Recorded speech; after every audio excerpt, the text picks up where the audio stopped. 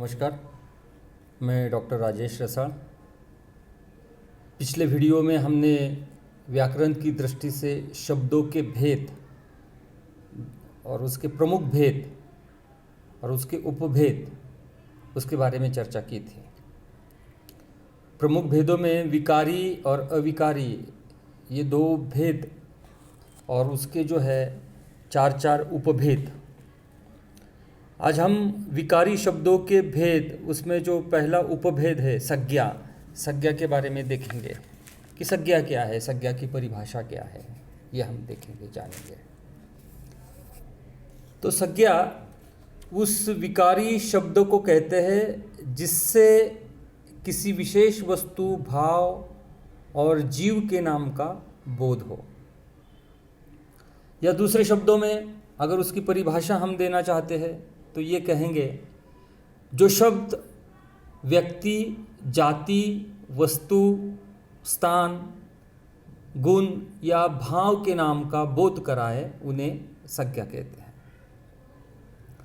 यहाँ वस्तु शब्द का प्रयोग व्यापक अर्थ में हम कर रहे हैं, जो केवल वाणी और पदार्थ का वाचक नहीं है, तो उनके धर्मों का भी सूचक है।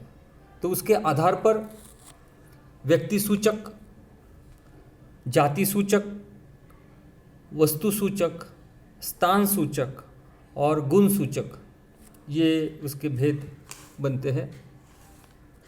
व्यक्ति सूचक में कृष्ण मेरा मित्र है, राधा रमा की सहेली है। जाति सूचक में लड़के पुस्तकें पढ़ रहे हैं, घोड़ा बहुत काम का पशु है। वस्तु सूचक में दूध शहद से सस्ता है, मेज पर कलमदान रखा है। स्थान सूचक में बनारस हिंदुओं का तीर्थ है, कमरे में चलो। गुण सूचक में राम में भलाई और ईमानदारी के गुण हैं।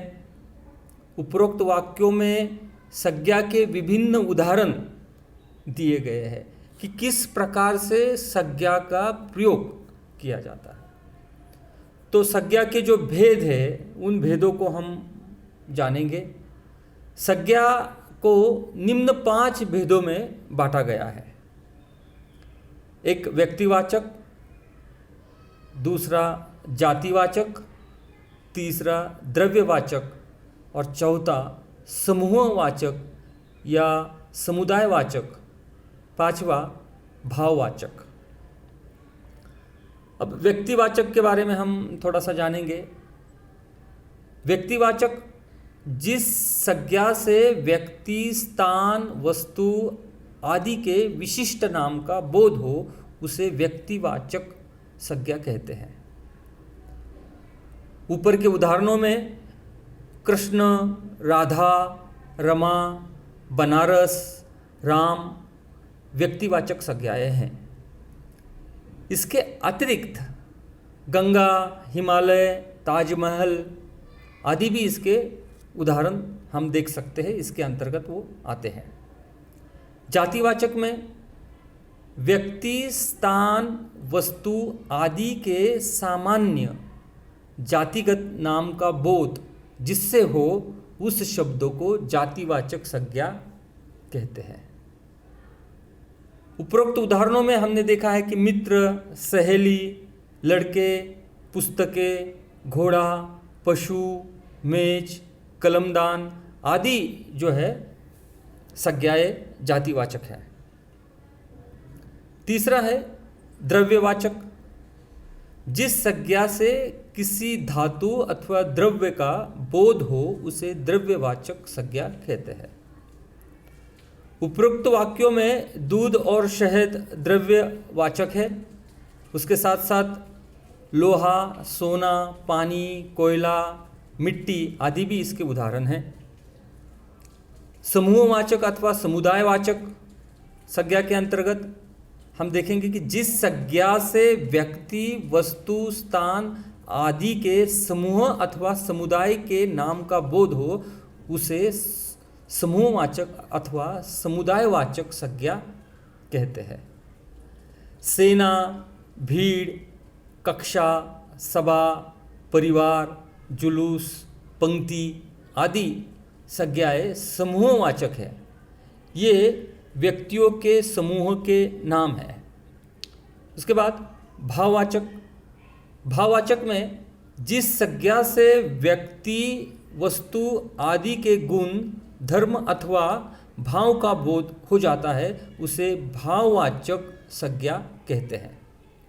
उपरोक्त वाक्यों में भलाई, ईमानदारी, गुण भाववाचक संज्ञाएं हैं। इसके अतिरिक्त मनुष्यता, लड़कपन, मिठास, ममता, चतुराई, चालाकी, पढ़ाई, चाल, ज्ञान, प्यास, उड़ान, बनावट आदि संज्ञाएं भी भाववाचक है। तो संज्ञा की परिभाषा हमने देखी। संज्ञा के जो भेद है, उपभेद, उन उपभेदों के बारे में भी हमने देखा है कि संज्ञा क्या है। अगले वीडियो में हम इससे ही संबंधित जो है अव्यय, प्रत्यय, इसके बारे में चर्चा करेंगे। धन्यवाद।